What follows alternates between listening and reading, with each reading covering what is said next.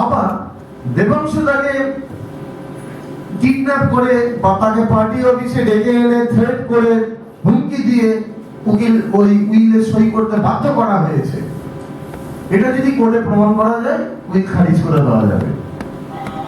কিন্তু হাকিম যখনই দেখবেন যে একজন উকিল ওখানে তার রেজিস্ট্রেশন নাম্বার দিয়ে সই করেছে, তখন বুঝে যাবে ওরকম কিছু ঘটেনি। আপনার উইলটা বজায় থাকবে, যে আপত্তি করেছিল তার আপত্তিটা নালায় বাতিল এবং খারিজ হয়ে যাবে। বোঝা গেল? এবার দেবাংশুদা উইল করেছেন, দেবাংশুদা মারাও গেছেন। উনার স্ত্রী আর ছেলে কি অটোমেটিক ওই সম্পত্তির মালিক হয়ে যাবে? প্রবেট নিতে হবে।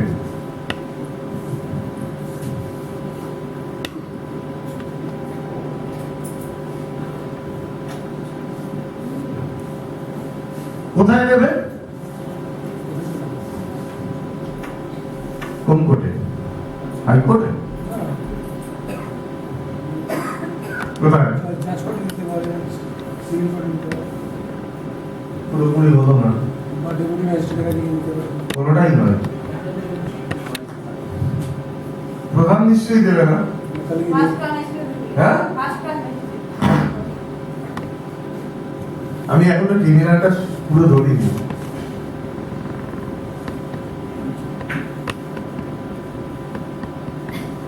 মুনসেফ কোর্ট,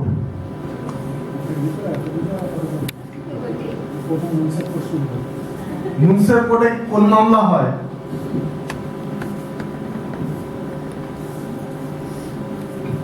প্রতিটা কোর্টের দুটো সেকশন আলাদা চলে।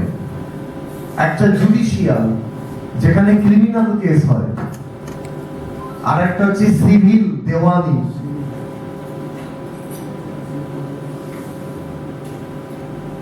দেওয়ানি কোর্টে যেতে হবে, মানে মুনসিফ কোর্টে গিয়ে প্রবেট নিতে হবে। আচ্ছা, প্রবেট নিলেন, দেবাংশুদার স্ত্রী এবং ছেলে প্রবেট নিয়েছে, মালিক হয়ে যাবেন প্রপার্টি? এক কথায় উত্তর হবে হ্যাঁ বা না।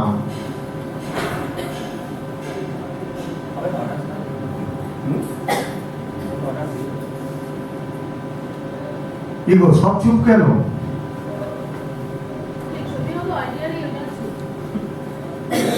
আড়াই বছর পার করে ফেলেছেন ডেলিভারি।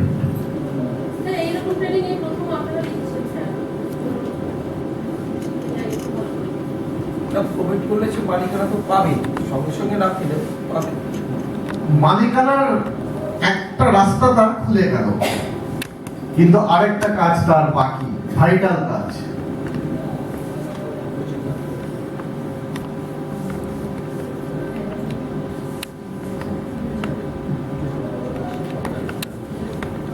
কি গো, এই শব্দটার সঙ্গে পরিচয় আছে?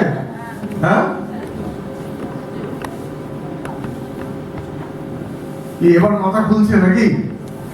এই মিউটেশনটা কোথায় হয়? আরে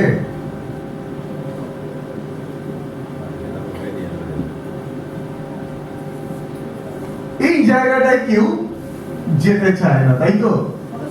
যে যত বড় নেতা হোক, এইখানটায় এই ত্রিসীমানায় কেউ যায় না। আমি দেখতে পাইনি। আমি হাজার চেষ্টা করলো, বিষ্ণুপুর 2 নম্বর ব্লকে টিএমসির ব্লক সভাপতি বেতাল বাবুকে পারিনি নিয়ে যেতে বিদ্যানগর বিএলআর অফিসে। ও আমি ওখানে নেই, থানায় যাচ্ছে, সব জায়গায় আছে, ওই জায়গাটায় যাবে না। যারা বাধ্য হয়েছে তারাই গেছে। মানে এই জায়গাটা এমনই একটা জায়গা যেখানে গেলে সারা পৃথিবীর লোক মাথা নিচু করতে বাধ্য হয়, কারণ টাকা চাই, তাই তো? মান সম্মান থাকে।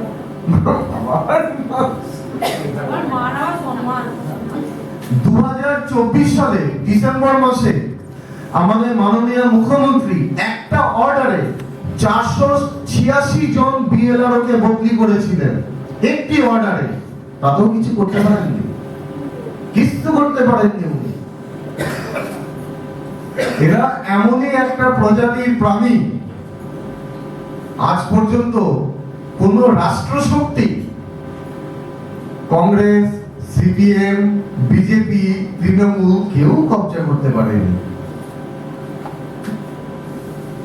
কেউ পারেনি। এই জন্য ধারে কাছে কেউ যায় না।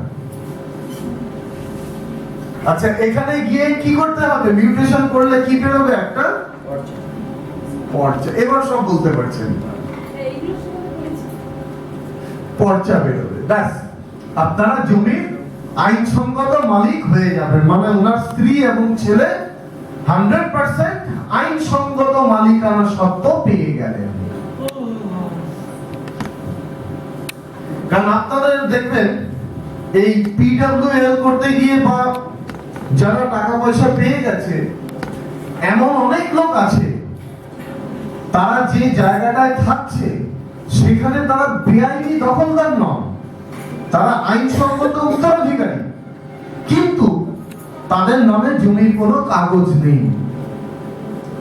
এটা কিন্তু আপনাদের এসআইআর করার সময় এটা চোখে পড়বে। যে আছে তার বাবার নামে কাগজ আছে কি তার দাদুর নামে আছে, তারা কেউ নেই পৃথিবীতে, মারা গেছে, কিন্তু তারা নিজেরা মিউটেশন করেনি, পয়সা অভাবে করেনি, খরচা হবে, অভাবে বলবো না, খরচা হবে সেই জন্য করেনি। খরচা আজ পর্যন্ত কোনোটা কমেছে কি? বাড়বে, স্বাভাবিকভাবে বাড়বে। খরচাটা অটোমেটিক বাড়বে। আচ্ছা, এবার উত্তরাধিকারীতে যেতে গেলে এখানে একটা আরেকটি প্রশ্ন আছে, এই কৌশিকের কাছেই আমার কাছে। আরে বিয়ে করেছো? ছেলে মেয়ে কটা? প্রধান আসেনি, উপপ্রধান ওখানে, ঠিক আছে। উপপ্রধান সাহেবের নাম কি গো? অলোক বড়ুয়া। আপনি কি বুদ্ধিস্ট? বৌদ্ধ? বুদ্ধং শরণং গচ্ছামি।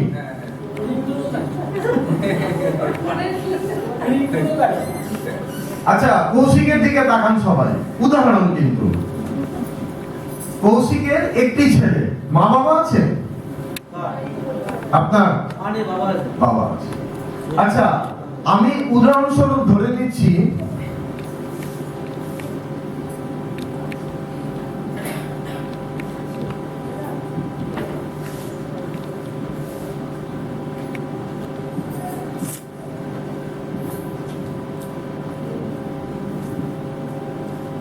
তার মা বাবা কেউ নেই, ধরে নিচ্ছি মা বাবা কেউ নেই, কারণ এরকম অশান্তি আপনাদের দরজাতে আসতে পারে। কারণ আপনারা তো নির্বাচিত ভোটে জিতে আসা জনপ্রতিনিধি, আপনারা যেখান থেকে ভোটে জিতেছেন আপনাদের নির্বাচনী অধিক্ষেত্র, সেখানকার ভোটাররা এতটাই ভালোবাসে আপনাদেরকে যে কারো বাড়িতে কোনো অশান্তি ঝঞ্ঝাট যাই হোক না কেন, তার প্রথম ঠিকানা হয় মেম্বারের দরজা। সেখানে